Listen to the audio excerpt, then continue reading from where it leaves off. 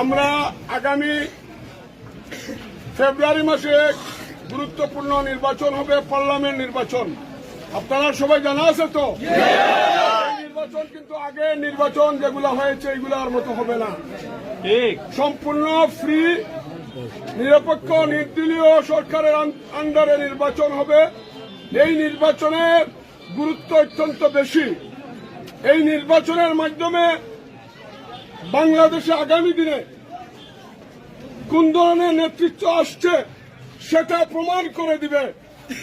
বিগত দিনের ফ্যাসিস্ট সরকারের কারণে আমাদের অনেক নতুন প্রজন্ম, নতুন ভোটাররা দীর্ঘ 18 বছর ভোট দিতে পারে নাই।